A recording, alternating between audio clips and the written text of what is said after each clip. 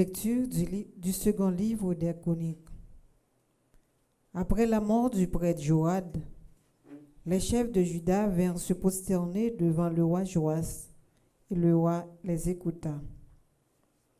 Les habitants de la Judée abandonnèrent le temple du Seigneur, Dieu de leur père, pour adorer les arbres sacrés et les idoles.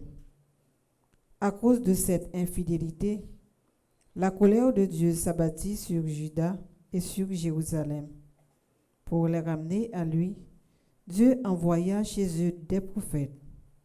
Ceux-ci transmirent le message, mais personne ne les écouta.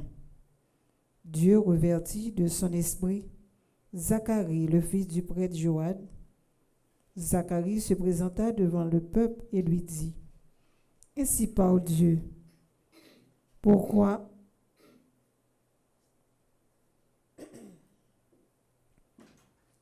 Ainsi parle Dieu. Pourquoi transgressez-vous les commandements du Seigneur?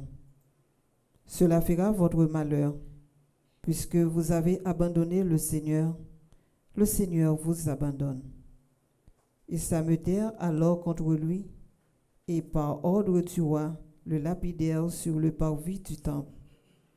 Le roi Joas, en faisant mourir Zacharie, fils de Joad, oubliait la bonté que celui-ci lui avait témoignée. Zacharie s'était écrié en mourant: que le Seigneur le voie et qu'il fasse justice. Or, à la fin de l'année, l'armée syrienne monta contre le roi Joas et pénétra en Juda et à Jérusalem. Ces hommes massacrèrent tous les chefs du peuple et envoyèrent toutes les dépouilles au roi de Damas.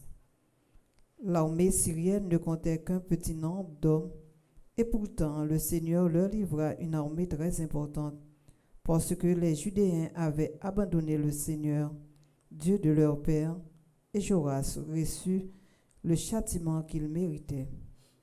Lorsque les Syriens partirent, le laissant dans de grandes souffrances, ses serviteurs complotèrent contre lui, parce qu'il avait répandu le sang du fils du prêtre Joad. Et ils le tuèrent dans son lit. Il mourut, et on l'ensevelit dans la cité de David, mais non pas dans le tombeau des rois.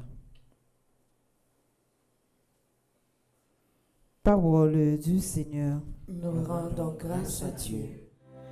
Les cieux furent